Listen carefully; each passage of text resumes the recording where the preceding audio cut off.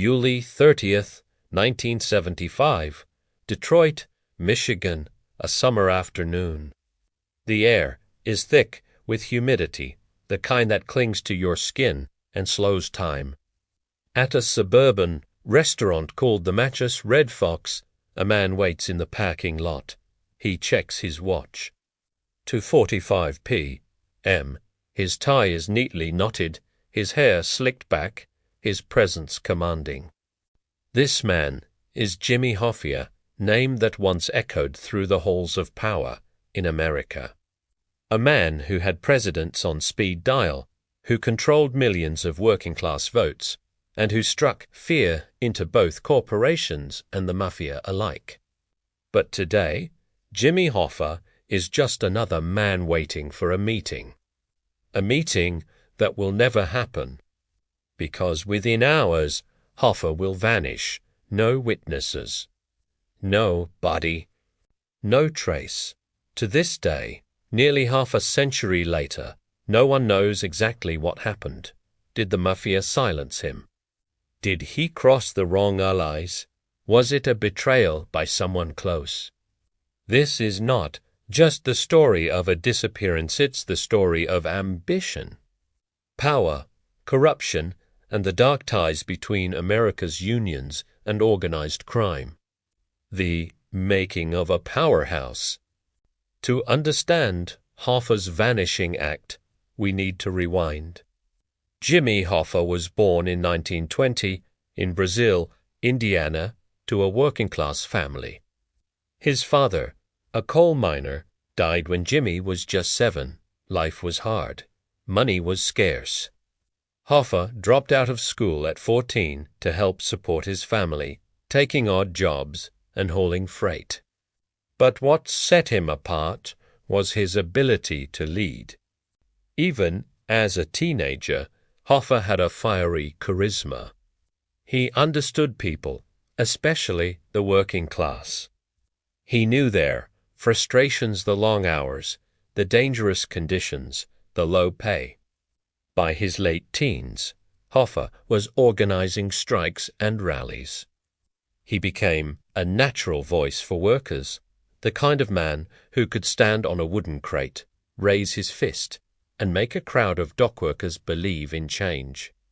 The Teamsters takeover Hoffa's big break came when he joined the International Brotherhood of Teamsters, one of the most powerful labor unions in America. The Teamsters represented truck drivers, warehouse workers, and freight haulers, and in post-war America, where goods moved by truck. Controlling the Teamsters meant controlling the arteries of the entire economy. Hoffa quickly rose through the ranks. By the 1950s, he was one of the most influential labor leaders in the country. His reputation grew as a man who got things done. He could negotiate tough contracts, win raises, and secure benefits that other unions only dreamed about. But Hoffa wasn't just about speeches and rallies. He was also pragmatic, willing to play hardball, bend rules, and, if necessary, shake hands with dangerous men. And that's where the story begins to darken. Deals with the devil behind the scenes. Hoffa made deals with the Mafia. Organized crime had its fingers in trucking, shipping, construction, and casinos. The mob needed the Teamsters to move money, control contracts, and launder cash. Hoffa, in turn, needed muscle. Strikes were risky. Companies resisted. Police often sided with corporations. The Mafia could apply pressure, persuade opponents, and keep rivals in line. It was a marriage of convenience, but one that would ultimately seal Hoffa's fate. Because when you dine with the devil, you can't control when the meal ends. A man loved and feared by the early 1960s, Hoffa was at the height of his power. He became president of the Teamsters Union, representing over 2.1 million workers. To working men and women, Hoffa was a hero. He fought for them, brought home higher wages, and gave dignity to the working class. To politicians, he was a kingmaker. His union's votes could swing elections. To corporations, he was a thorn in the side. But to the U.S. government, Hoffa was a problem, a big one. Because while he championed workers, his ties to organized crime were undeniable. And one man, in particular, made it his personal mission to bring Hoffa down, Attorney General Robert F. Kennedy. By the early 1960s, Jimmy Hoffa was not just a labor leader, he was a political juggernaut. His ability to mobilize millions of union workers made him a force no politician could ignore. But there was one young senator, later Attorney General, who was determined to stop him, Robert F. Kennedy. The Kennedys, led by President John F. Kennedy and his brother Bobby, symbolized a new, idealistic era in American politics. They wanted to clean up corruption, modernize the nation, and break the influence of organized crime. Hoffa, with his shady alliances and iron grip over the Teamsters, became the perfect target. The Senate hearings. Television sets across America flickered with black and white images of the fiery confrontations between Hoffa and Robert F. Kennedy during the Senate Rackets Committee hearings. Kennedy, sharp and relentless, grilled Hoffa with surgical precision. He accused him of embezzling union funds, bribing officials, and colluding with the Mafia. Hoffa, never one to back down, stared Kennedy down with his trademark smirk. He sparred back with quick wit and biting sarcasm, refusing to be intimidated. At one point, Kennedy called Hoffa a corrupt and evil influence. Hoffa shot back, "You're out to get me, Bobby, and you won't stop until you do. But I'll still be standing when you're gone." The hearings turned into a public spectacle. To Hoffa's supporters, he was a working-class hero being persecuted by the privileged elite. To his enemies, he was the face of union corruption. The indictments. Bobby Kennedy wasn't content with just hearings. As Attorney General, he unleashed a full-scale war against Hoffa. Federal investigators wiretapped phones, followed Hoffa's every move, and gathered testimony from informants. Finally, in 1964, Hoffa was convicted of jury tampering and fraud. He was sentenced to 13 years in prison. For most men, this would have been the end of the road, but Hoffa wasn't most men. Even behind bars, he pulled strings, giving orders to his loyal lieutenants on the outside. His influence never wavered. The Teamsters Union remained under his shadow. Enter the Mafia's interests, but prison changed the balance of power. During Hoffa's absence, the Mafia tightened its grip on the Teamsters. They used the union's massive pension fund as their personal piggy bank, funneling millions into casinos, real estate, and shady investments. Hoffa, from his prison cell, watched this unfold with mounting anger. He knew that when he got out, he'd have to fight not just rivals within the union, but the very mob bosses he once partnered with. The Nixon deal in 1971. Something extraordinary happened. President Richard Nixon commuted Hoffa's sentence. But there was a catch. As part of the deal, Hoffa was banned from participating in union activities until 1980. For Hoffa, this was unacceptable. His life was the union. His identity was power. Waiting until 1980 was unthinkable. He was determined to return to the throne immediately, and that determination, his refusal to step aside, put him on a collision course with both the Mafia and his successor, Frank Fitzsimmons, a more compliant leader whom the mob preferred. A dangerous comeback attempt. By the mid-1970s, Hoffa was back on the streets, campaigning for his return as Teamsters president. He traveled city to city, meeting old allies, rallying support, and demanding loyalty. But everywhere he went, he was met with resistance. The Mafia didn't want him back. Fitzsimmons didn't want him back. Even some of his former allies whispered that Hoffa was becoming reckless. Still, Hoffa pressed on. He was convinced he could reclaim his empire. And so, on July 30th, 1975, Hoffa scheduled a meeting at the Matches Red Fox restaurant in Detroit.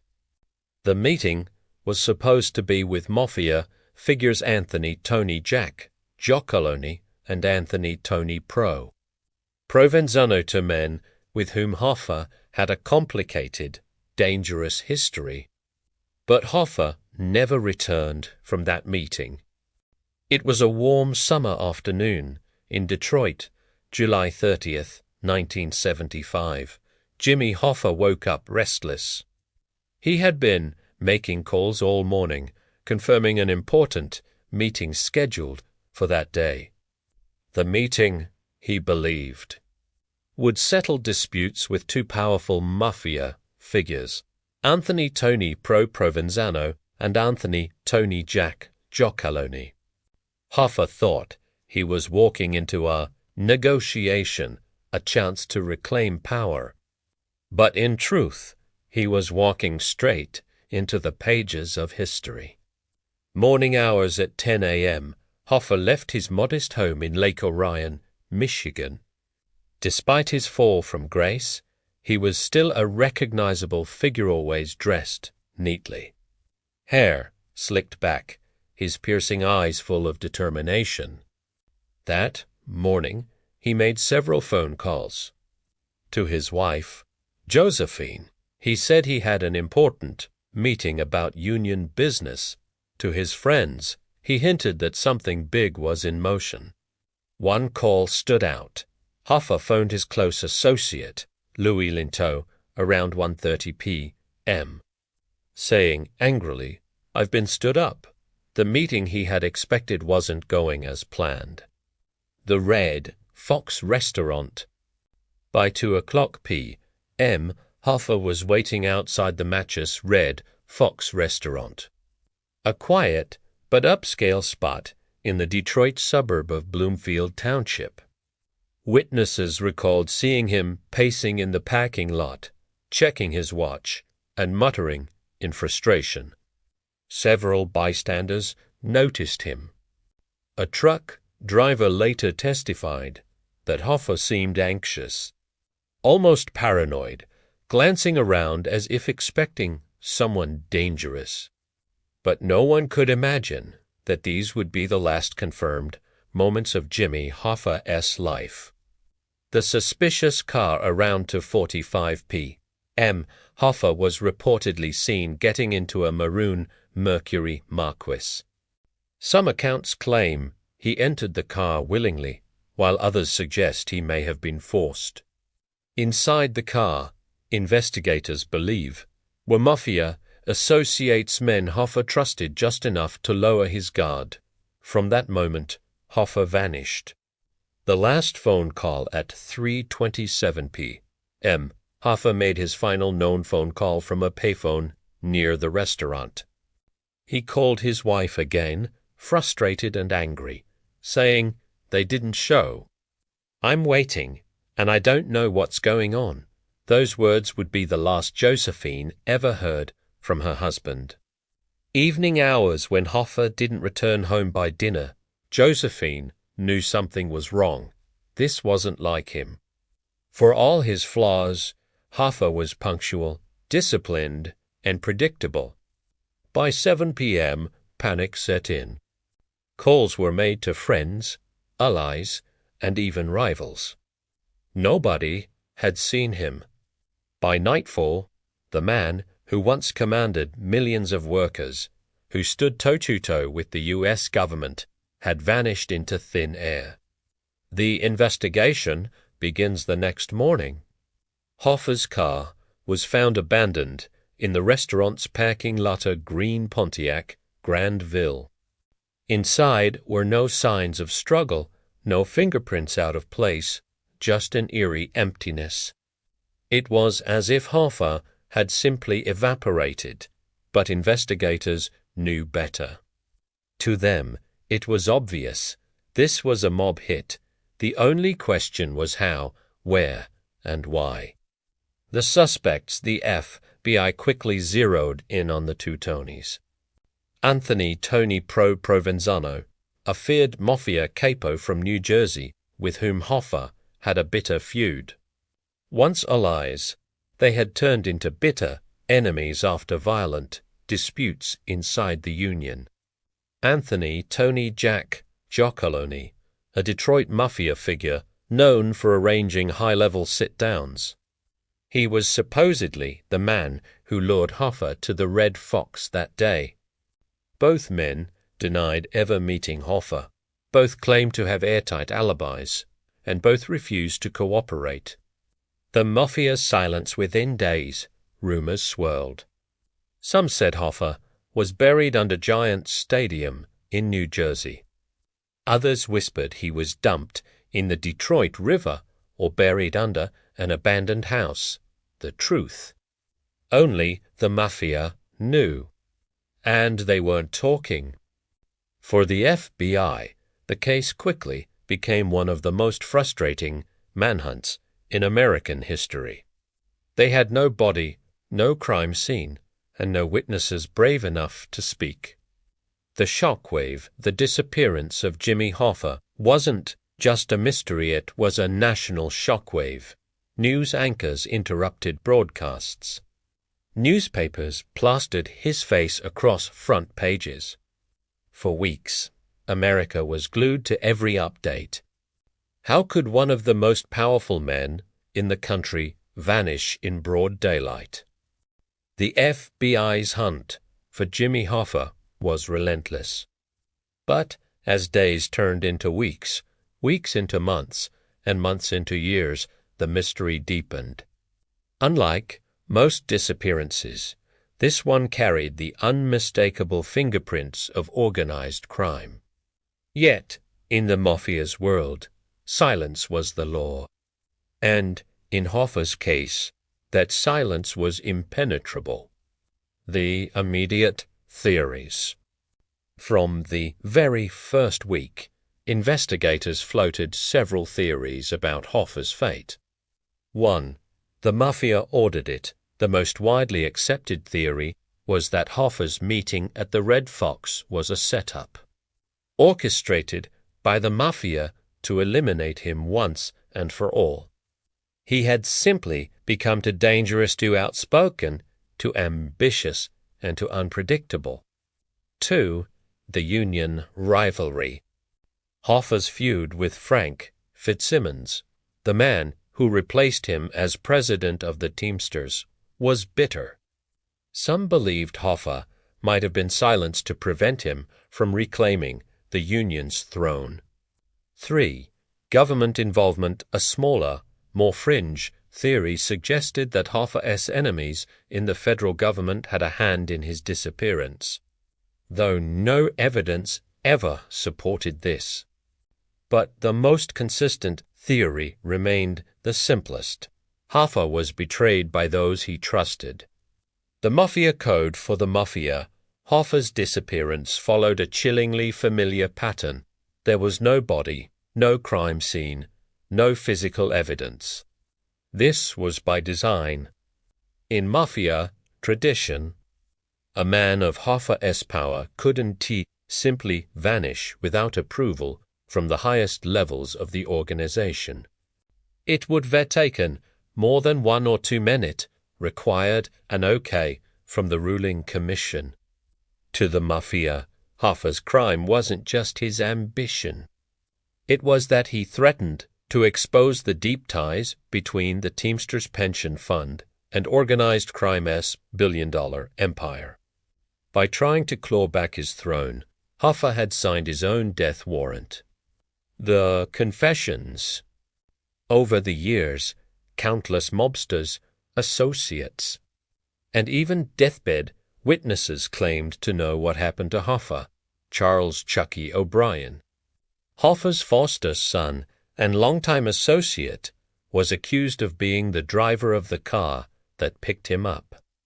O'Brien always denied involvement, but suspicions haunted him until his death.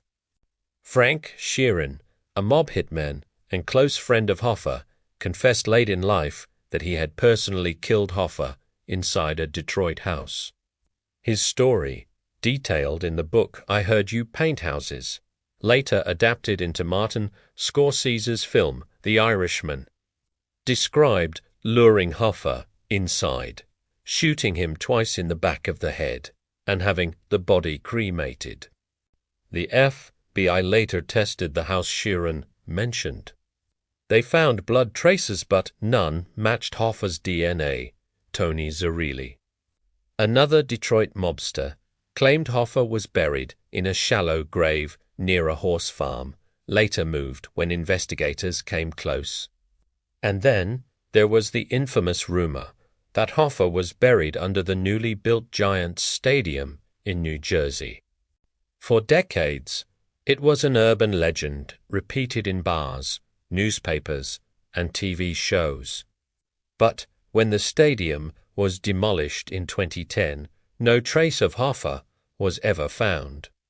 The FBI's frustration, the FBI poured millions of dollars and decades of manpower into Hoffa's case. They dug up farms, searched rivers, and tore apart buildings. Every lead ended in frustration.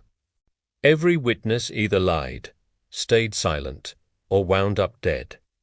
Hoffa's disappearance became the FBI's biggest unsolved case, a haunting reminder that even the most powerful law enforcement agency in the world could be outmaneuvered by the Mafia's code of silence. The human cost. While the world speculated about mob conspiracies and hidden graves, Hoffa's family endured unimaginable pain. His wife, Josephine, held on to hope for years, often speaking of him as though he might walk through the door at any moment. She died in 1980, never knowing what happened. His children, including James P. Hoffa, who would later follow in his father's footsteps to lead the Teamsters, grew up under the shadow of the mystery. For them, Hoffa wasn't just a labor titan or a Mafia casualty. He was a husband, a father, and a man whose story ended with nothing but questions. The Mafia's lesson to the underworld, Hoffa's disappearance, sent a chilling message. No one, no matter how powerful, is untouchable. For decades, union leaders, mobsters, and politicians lived in the long shadow of that July afternoon. Even today, Jimmy Hoffa's name is spoken with both awe and dread. The disappearance of Jimmy Hoffa didn't just rob his family of a husband and father, or the Teamsters of their most fiery leader. It became something larger, an enduring symbol of power, corruption, and unanswered questions in American life. Hoffa's shadow over the Teamsters. After Hoffa vanished, the Teamsters Union never truly escaped his ghost. Though Frank Fitzsimmons continued to lead, he lacked Hoffa's charisma, his iron grip, and his sheer force of will. Under Fitzsimmons, the Union drifted further into Mafia influence. It wasn't until decades later that the federal government finally took direct control of the Teamsters, in an unprecedented effort to sever ties with organized crime. Yet, even then, Hoffa's legacy loomed, a reminder of both the strength and the corruption that had defined the Union. And in a strange twist of fate, Hoffa's own son, James P. Hoffa, would later rise to lead the Teamsters. For many, it felt like history repeating itself, a family name forever entwined with both power and scandal. A story retold in pop culture. The mystery of Jimmy Hoffa seeped into American culture like a ghost that refused to fade. Books, movies, and documentaries have revisited his story countless times. Martin Scorsese's The Irishman rekindled the debate, introducing Hoffa's story to a new generation. Late-night comedians joked for decades about finding Hoffa under the stadium. His name became shorthand for things that vanish without explanation. But beneath the jokes and Hollywood retellings, the tragedy remained raw for those who had known him. The symbol of untouchable power, Hoffa's life was a paradox. He was the working man's champion, the union leader who gave truckers better wages, stronger protections, and dignity. But he was also a man who struck deals with mobsters, who played power games at the highest stakes, and who ultimately gambled too much. His disappearance symbolized the cost of unchecked ambition. To some, he was a hero who fought for labor against greedy corporations. To others, he was a criminal who drowned the Union in corruption. But to everyone, he became a symbol of mystery proof that even the most powerful men could vanish without a trace. The endless search over the decades, the FBI reopened the Hoffa investigation several times. Each time, hopes rose that the mystery would finally be solved. In 2004, investigators dug up a Detroit horse farm after mobster Tony Zerilli claimed Hoffa had been buried there.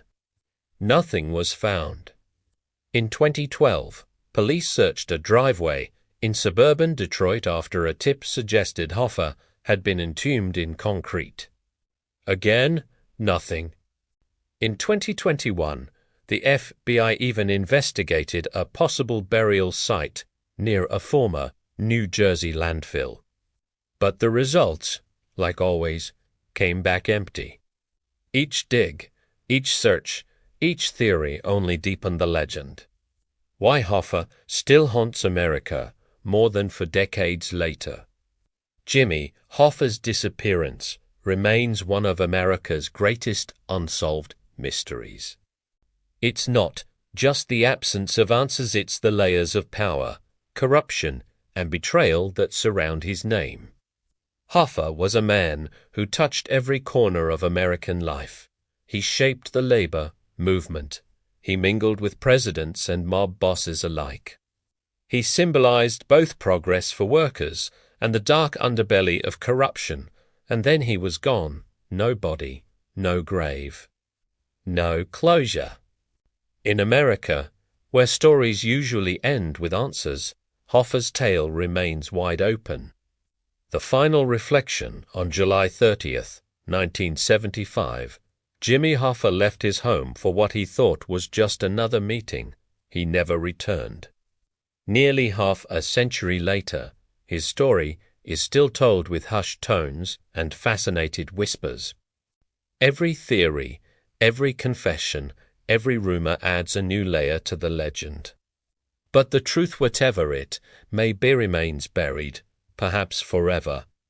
And so the mystery of Jimmy Hoffa endures, not as a simple crime, but as a question mark etched into America's history, a reminder that even the most powerful men can simply disappear.